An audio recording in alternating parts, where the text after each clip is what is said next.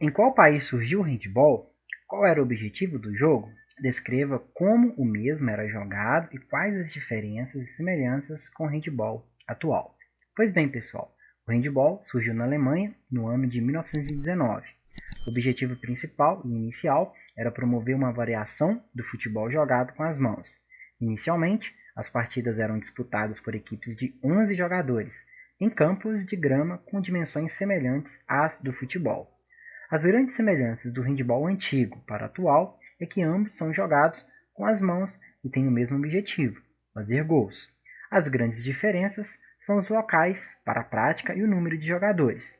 O handball antigo era praticado num campo gramado com 11 jogadores em cada equipe.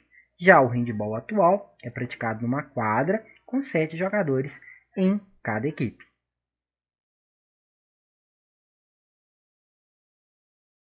Analise as afirmativas acerca do handball e assinale V para as afirmativas verdadeiras e F para as afirmativas falsas. Primeira afirmativa. Cada equipe de handball é composta por 7 jogadores de linha mais um goleiro. Essa primeira afirmativa ela é falsa. Na verdade, cada equipe de handball é composta por 7 jogadores, sendo 6 jogadores de linha e um goleiro. Segunda afirmativa. O tempo de duração de cada partida é de 2 tempos de 30 minutos. Verdadeiro. Terceira afirmativa. Comete falta o jogador que agarrar, puxar, segurar ou obstruir o adversário. Também é verdadeira. Última afirmativa. Drible, finta, passe e chute são exemplos de fundamentos necessários para praticar o handball. Drible, finta, passe são exemplos, porém o chute não. O chute no handball é chamado de arremesso. Dessa forma, essa última afirmativa ela é falsa. Beleza, pessoal?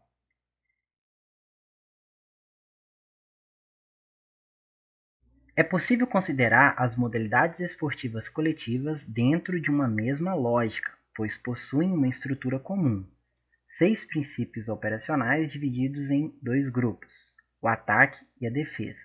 Os 3 princípios operacionais de ataque são conservação individual e coletiva da bola, progressão da equipe com a posse de bola em direção ao alvo adversário e finalização da jogada visando a obtenção de pontos.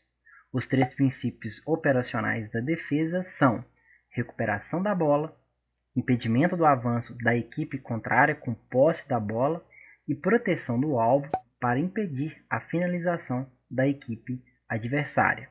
Considerando os princípios expostos no texto, o drible no handball caracteriza o princípio de: letra A, recuperação de bola? Não. Letra C, finalização de jogada? Também não. Letra D, proteção do próprio alvo? Muito menos. Letra E, impedimento do avanço adversário? Também não.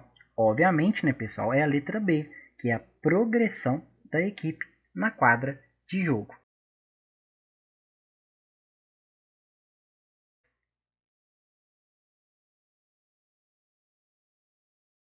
Descreva o contexto de criação do voleibol e quais eram os objetivos do novo jogo.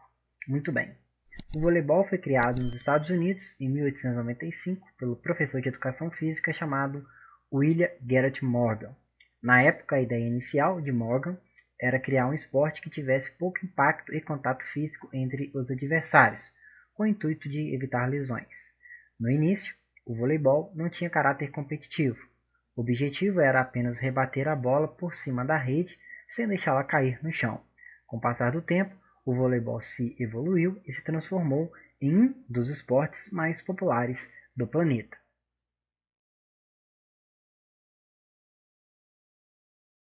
Descreva também o contexto do vôlei no Brasil, fazendo referência aos principais fatos que fizeram com que esse esporte se tornasse tão popular em nosso país.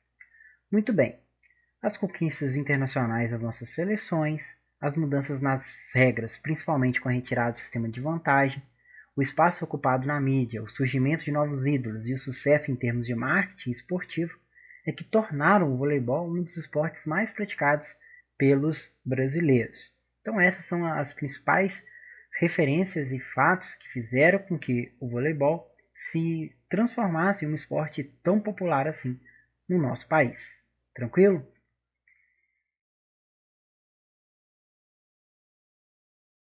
Sobre as regras do voleibol, assinale V para sentenças verdadeiras e F para sentenças falsas. Primeira afirmativa.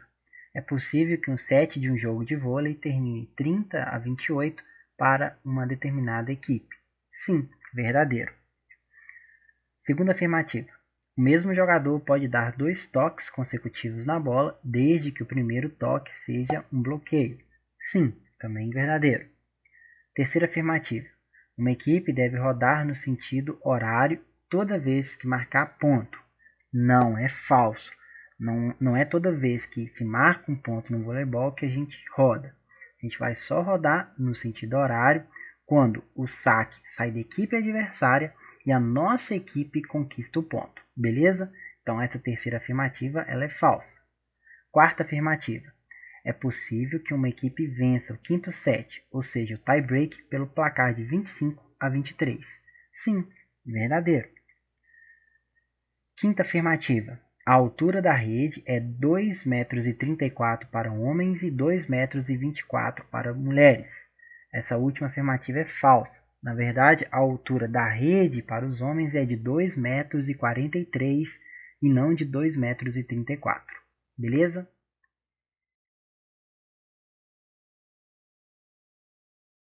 O voleibol é um dos esportes mais praticados na atualidade. Está presente nas competições esportivas, nos jogos escolares e na recreação. Nesse esporte, os praticantes utilizam alguns movimentos específicos, como saque, manchete, bloqueio, levantamento, toque, entre outros. Na sequência de imagens, identificam-se os movimentos de. Então aqui nós temos na primeira imagem um atleta preparando para poder sacar. Na segunda imagem temos um atleta realizando uma manchete, fazendo uma defesa. E na terceira imagem nós temos um atacante realizando uma cortada, um ataque e aqui um bloqueio. Que não vai dar para perceber se esse atacante foi bloqueado ou não, porque é uma imagem.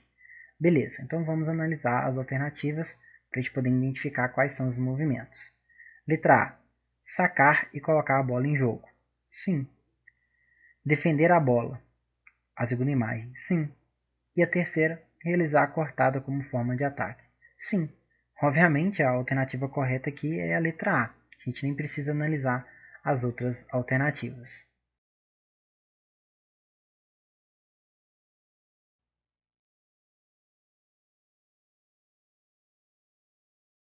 O atletismo é considerado esporte base para todos os outros, uma vez que suas provas envolvem habilidades naturais como correr, saltar e arremessar.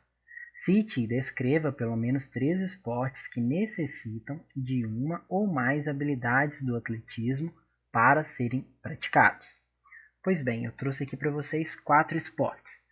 Começando pelo basquete. Para se jogar basquete é necessário correr, arremessar e saltar. Para se jogar vôlei é necessário principalmente de saltar, porém em determinadas situações de jogo vai ser necessário também correr. Para se jogar handball é necessário correr, arremessar e saltar. E para se jogar futebol também será necessário correr, arremessar e saltar. Então, em determinados momentos nesses esportes, nós vamos precisar então de utilizar essas habilidades do atletismo, que são habilidades naturais, que é a habilidade de correr, de saltar e de arremessar.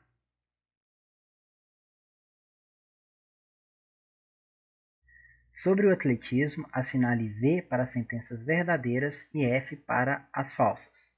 Primeira afirmativa. O atletismo é considerado o primeiro esporte do mundo. Esteve presente nas Olimpíadas da Grécia Antiga no ano de 776 a.C. Essa primeira afirmativa é verdadeira. Segunda afirmativa. Uma volta completa na pista de atletismo tem 400 metros. Exatamente isso. Segunda afirmativa também é verdadeira. Terceira afirmativa. A aterrissagem do salto com vara e do salto em altura é feita numa caixa de areia. A terceira afirmativa é falsa. A aterrissagem do salto com vara e do salto em altura é feito no colchão. Quarta afirmativa. O dardo masculino pesa um pouco menos que o dardo feminino.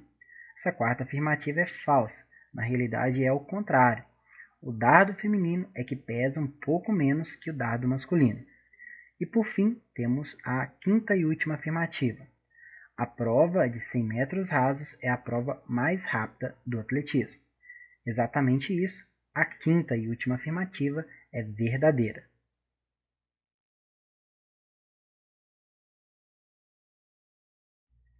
Assinale a alternativa correta em relação às provas do atletismo. Letra A. A prova de 1.500 metros é a distância mais longa das corridas. Letra A está incorreta. A corrida mais longa do atletismo é a maratona, que tem 42 km e 195 metros. Letra B. O salto em altura é mais alto que o salto com vara. Letra B também está incorreta.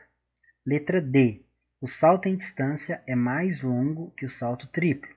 Letra D também está incorreta. Letra E. A corrida de 100 metros com barreiras é mais rápida que os 100 metros rasos. Obviamente não. A alternativa correta é a letra C, pessoal. O disco feminino pesa mais que o dardo masculino. O disco feminino pesa 1 kg e o dardo masculino pesa 800 gramas. Então, a alternativa correta é a letra C.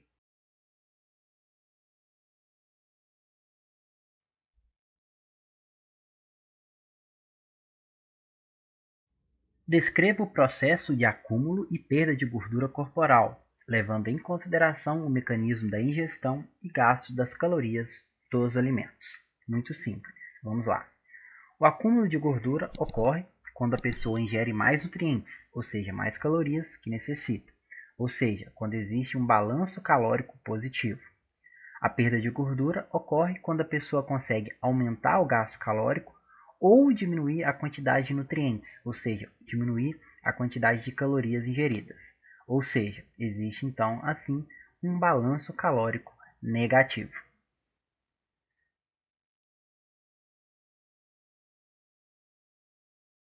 Sobre o balanço calórico, assinale V para sentenças verdadeiras e F para sentenças falsas.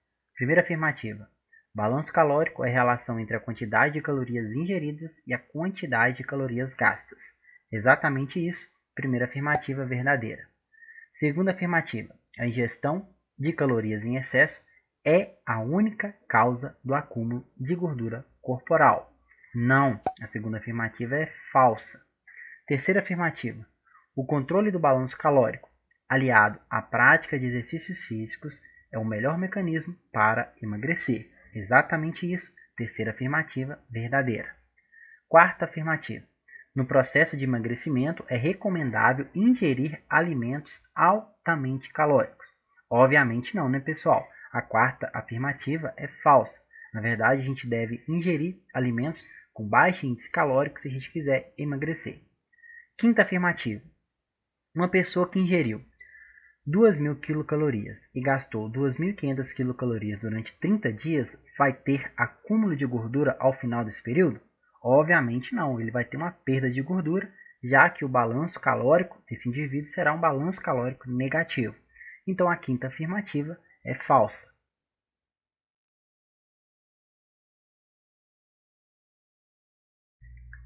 Bom, galera, para a gente poder realizar essa atividade, nós vamos precisar realizar alguns cálculos matemáticos bem simples. Eu tenho aqui no canal uma videoaula explicando o que é balanço calórico e como realizar esses cálculos. Eu vou deixar aqui no card e também na descrição, tá bem? Bora então à atividade 3. A tabela abaixo apresenta o comportamento alimentar e de exercícios físicos de um indivíduo durante 7 dias. Então aqui nós temos uma tabela, na primeira coluna nós temos os dias, primeiro dia até o sétimo dia. Na segunda coluna, nós temos a quantidade de calorias ingeridas na dieta alimentar. Então, aqui nós temos toda a quantidade de calorias ingeridas durante esse período de tempo de 7 dias. E na última coluna, nós temos a quantidade de calorias gastas através apenas da prática de exercícios físicos. Muito bem. Considerando que esse indivíduo necessita de 2.000 quilocalorias por dia para suas atividades diárias, ou seja, essas 2.000 quilocalorias é a taxa de metabolismo basal dessa pessoa. ela vai gastar 2.000 quilocalorias por dia para manter as suas funções normais, excluindo a quantidade gasta para a prática de exercícios físicos, tá bem? Bom, podemos concluir que ao longo de 7 dias o indivíduo em questão. Bom, antes da gente analisar as alternativas, a gente precisa calcular o balanço calórico desse indivíduo. Para realizar o cálculo do balanço calórico é extremamente simples. Basta a gente subtrair a ingestão de calorias pelo gasto de calorias. Bom, aqui na segunda coluna nós temos a quantidade de calorias ingeridas na dieta alimentar durante o período de 7 dias. Então basta a gente somar essa quantidade de calorias ingeridas, que dará 15.300 quilocalorias. Na segunda coluna, nós temos a quantidade de calorias gastas através apenas de exercícios físicos. Porém, a gente deve lembrar que esse indivíduo ele tem uma taxa de metabolismo basal de 2.000 quilocalorias por dia. Então, a gente deve acrescentar, ou seja, somar a taxa de metabolismo basal à quantidade de calorias gastas através dos exercícios físicos.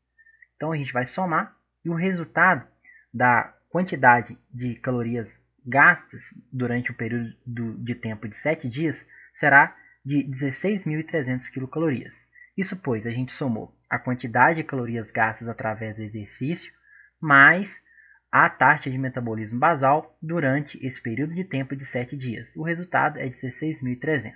Muito bem, de posse dessas duas informações, a gente pode calcular o balanço calórico desse indivíduo. Basta a gente subtrair a quantidade de calorias ingeridas pela quantidade de calorias gastas. O resultado dará menos 1.000 quilocalorias, ou seja, a gente vai subtrair 15.300 quilocalorias ingeridas por 16.300 quilocalorias gastas. O resultado dará menos 1.000 quilocalorias, ou seja, esse indivíduo teve um balanço calórico negativo.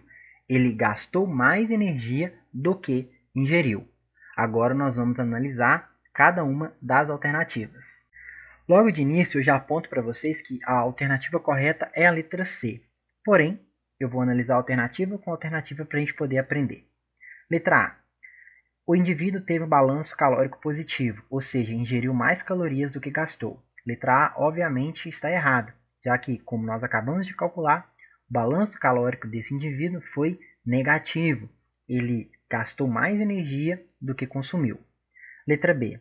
Teve balanço calórico neutro, ou seja, ingeriu exatamente a quantidade de calorias que precisava. Também a letra B está incorreta, já que nós acabamos de calcular e vimos que o balanço calórico foi negativo. Letra E.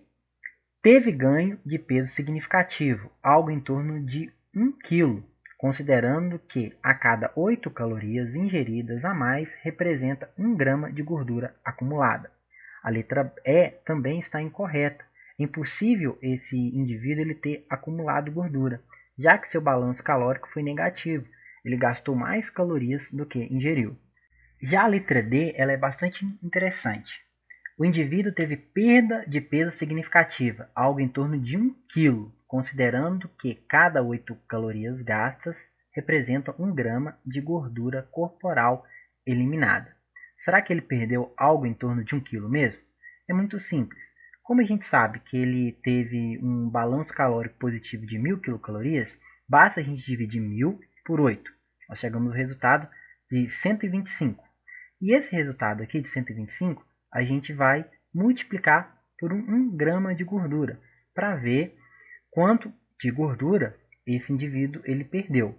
Se a gente multiplica 125 por 1 grama, o resultado é 125 gramas de gordura perdida, ou seja, não é então 1 kg de gordura perdida. Então a letra D também está incorreta. Obviamente a alternativa correta é a letra C. Esse indivíduo ele teve um balanço calórico negativo, ou seja, ele ingeriu menos calorias do que precisava.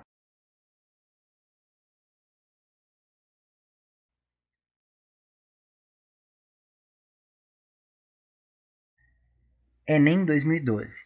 Efeitos do exercício físico nos pulmões, no coração e nos músculos.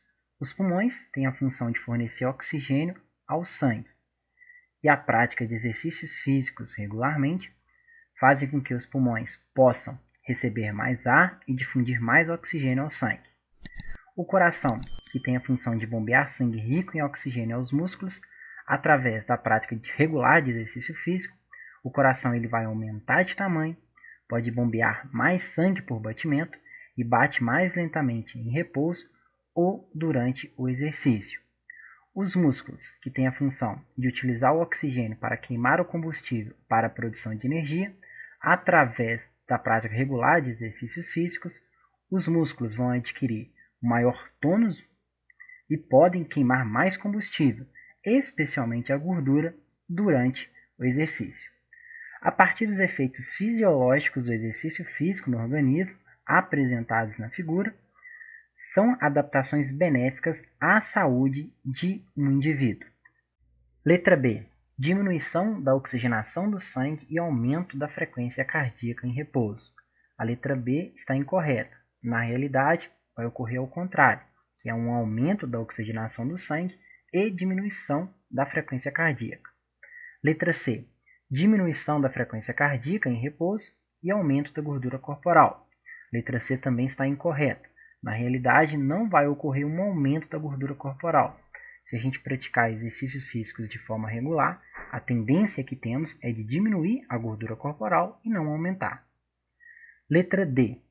Diminuição do tônus muscular e aumento do percentual de gordura corporal. Letra D também está incorreta. Na realidade, nós teremos um aumento do tônus muscular e diminuição do percentual de gordura corporal. Letra E. Diminuição da gordura corporal e aumento da frequência cardíaca em repouso. Na realidade, nós teremos uma diminuição da frequência cardíaca em repouso e não um aumento. Então, dessa forma, a letra E está incorreta. Assim, sobra apenas para a gente a letra A, que é a alternativa correta. Diminuição da frequência cardíaca em repouso e aumento da oxigenação do sangue.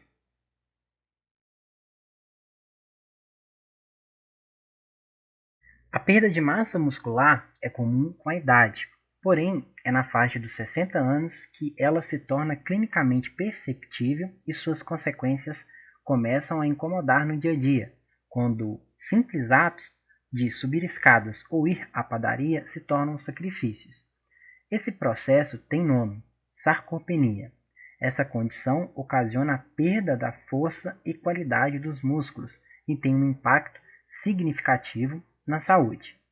A sarcopenia é inerente ao envelhecimento, mas seu quadro e consequentes danos podem ser retardados com a prática de exercícios físicos, cujos resultados mais rápidos são alcançados a prática de musculação, pessoal. Então a alternativa correta é a letra C.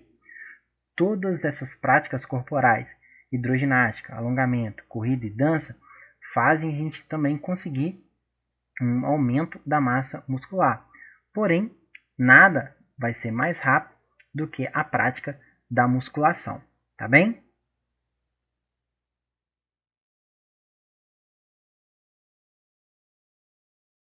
Enem 2016. A educação física ensinada a jovens do ensino médio deve garantir o acúmulo cultural no que tange à oportunização de vivência das práticas corporais, a compreensão do papel do corpo no mundo da produção, no que tange ao controle sobre o próprio esforço e do direito ao repouso e ao lazer, a iniciativa pessoal nas articulações coletivas relativas às práticas corporais comunitárias, a iniciativa pessoal para criar, planejar ou buscar orientação para suas próprias práticas corporais, a intervenção política sobre as iniciativas públicas de esporte e de lazer.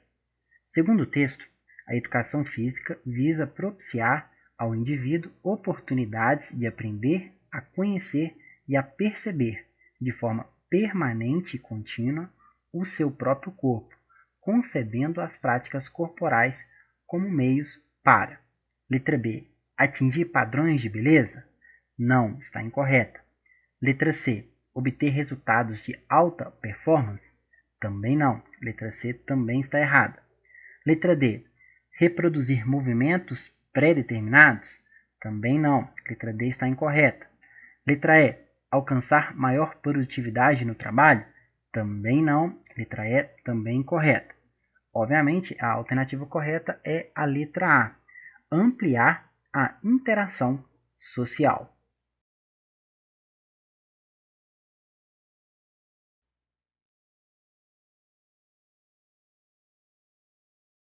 Explique por que a capoeira tem elementos da música e da dança em sua prática.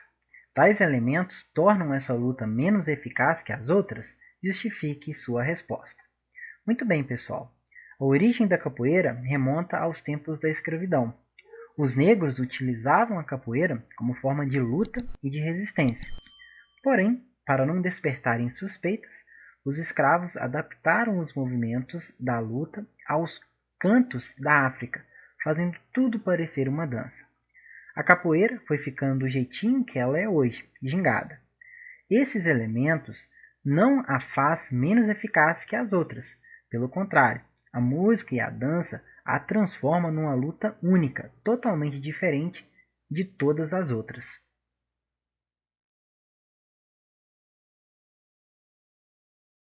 Sobre a capoeira, assinale V para sentenças verdadeiras e F para sentenças falsas. Primeira afirmativa. É uma dança de origem africana, região da qual vieram a maioria dos escravos no período colonial. Exatamente isso, é verdadeiro a primeira afirmativa. A capoeira pode ser considerada tanto uma dança quanto uma luta. Segunda afirmativa. Há presença de musicalidade com instrumentos como o pandeiro, o berimbau e o atabaque. Segunda afirmativa também é verdadeira. Terceira afirmativa. Durante o início do período republicano, a capoeira chegou a ser marginalizada e até proibida. Conforme nós vimos no texto, essa afirmativa também é verdadeira. Quarta afirmativa. A partir de 1930, a capoeira deixa de ser considerada crime e eleva ao patamar de patrimônio cultural brasileiro. Essa quarta e última afirmativa também é verdadeira.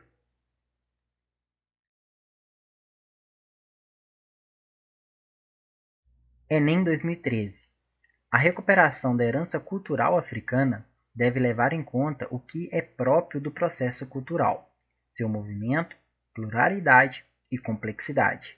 Não se trata, portanto, do resgate ingênuo do passado nem do seu cultivo nostálgico, mas de procurar perceber o próprio rosto cultural brasileiro. O que se quer é captar seu movimento para melhor compreendê-lo historicamente. Com base no texto, a análise de manifestações culturais de origem africana, como a capoeira ou o candomblé, deve considerar que elas: letra A. Permanecem como reprodução dos valores e costumes africanos. Obviamente, a letra A está incorreta, ela vai totalmente contra aquilo que a gente acabou de ler. Letra B. Perderam a relação com seu passado histórico. Obviamente não, a letra B também está incorreta. Letra D. Contribuem para o distanciamento cultural entre negros e brancos no Brasil atual. Totalmente errônea essa alternativa. Letra E. Demonstram a maior complexidade cultural dos africanos em relação aos europeus. Está totalmente fora de contexto essa alternativa E.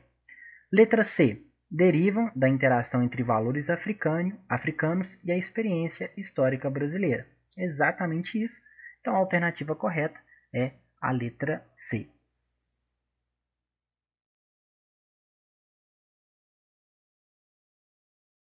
Bom, galera, assim chegamos ao final da semana 5 do PET de Educação Física, volume 3. Se esse conteúdo contribuiu para você de alguma forma, eu peço que se inscreva no canal, caso ainda não seja inscrito. Peço que curta o vídeo e compartilhe com seus amigos. Muito obrigado por ter me acompanhado até aqui. Eu espero vocês semana que vem para a correção da semana 6. Um forte abraço e até lá!